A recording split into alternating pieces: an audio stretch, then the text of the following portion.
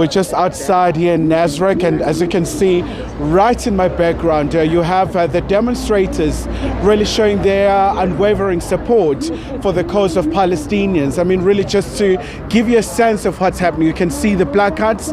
They're really making a very clear message to the US to make sure that there is a ceasefire in Gaza. We've seen the atrocities, we've seen the hospitals being bombarded, but most importantly, we've seen the Israeli army really having a ground offensive. So that's why they're coming outside here by AGOA to say, as much as you talk about the trade issues, but there's a pressing issue globally in the Middle East as well. As you know that currently the US Secretary of State, Antony Blinken, is currently in the Middle East. So this is just a cause by South Africans really were pro-Palestine, calling for the self-governance. But let's hear from Roshan from the BDS. So Roshan, you guys have just been having a lot of these programs where you're really galvanizing support for the Palestinians, and I would imagine that you have a very clear message for the American delegates here.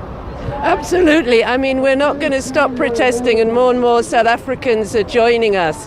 When you see what's happening in Gaza, yesterday the hospital, Shifa Hospital, and a convoy of ambulances was bombed.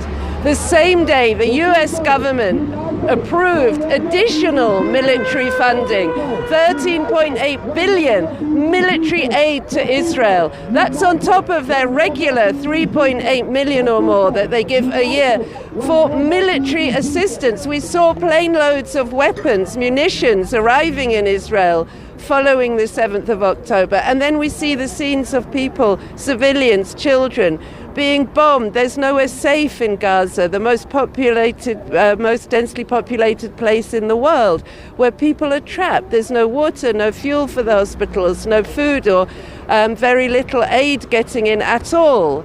And then they come here to South Africa and think we're going to do business as usual. And we're saying, no, it's not possible to be negotiating trade deals. Trade deals which, by the way, have clauses, trade deals that were designed solely by America.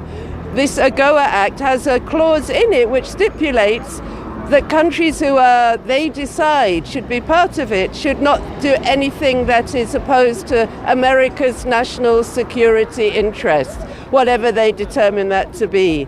So it's not a fair deal. We know with the chicken dumping story that even as a trade deal, it works to benefit America and not us. The stories that it creates jobs, where are the jobs? Our unemployment rate has gone up. We've been a part of the AGOA process now for, I think it's a decade. These, firstly, that's not the case. And secondly, how can we even think of doing a normal trade deal with America, with the trade minister and our minister talking to each other without mentioning the fact that it is America that is directly funding the genocide of apartheid Israel, and on top of that vetoing even the smallest amount of humanitarian assistance, humanitarian pauses. They vetoed that in the United Nations Security Council. So how we can be doing business as normal when our struggle and the Palestinian struggle, our struggle for jobs, our struggle for freedom is inextricably bound up with the Palestinian struggle. And I think this AGOA shows how, if we don't take a stand now, it's going to be worse for us here, and it's going to be so much worse for the Palestinians. And Roshan, we saw yesterday the Israeli Prime Minister Benjamin Netanyahu saying that there won't be a ceasefire as long as people are still held hostage. What do you make of that call, especially because, I mean, the humanitarian catastrophe, like you just alluded, Gaza is really under siege and the ground offensive is intensifying? I mean, if you look at the military might of the apartheid Israeli army, funded directly by the United States, compared to that of Palestinians who have no standing army, who are fighting a liberation struggle, I think we can see this idea of any equivalence is ridiculous. Also, I think we should be aware that apartheid Israel has a policy called the Hannibal Doctrine, which means that even when their citizens, whether that's civilians or military, when they are doing so-called operations to free them, they know they are prepared for collateral damage even on their own side.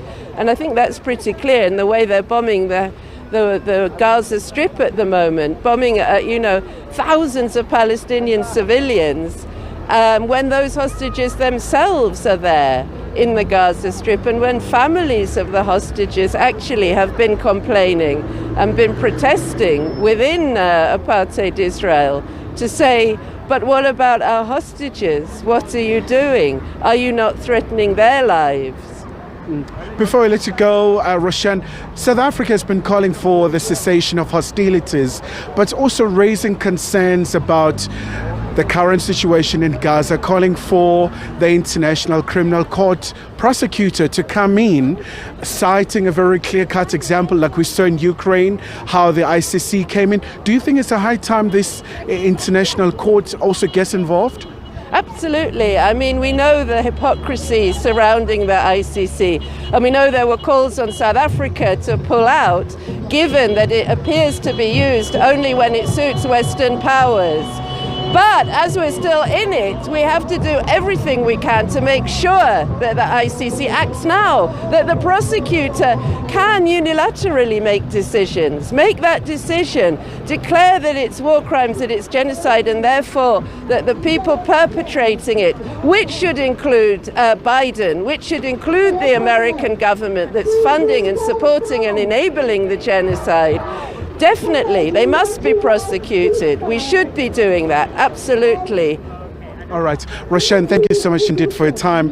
That's Roshan Dadu from the BDS, just outside here in Nasrec as the AGOA Forum is continuing for the last day. A very clear message to the American delegation to really make sure that Washington, D.C. is really just putting the money where the mouth is in terms of making sure that they call for the cessation of hostilities in Palestine, but also most importantly, in terms of not funding this particular war.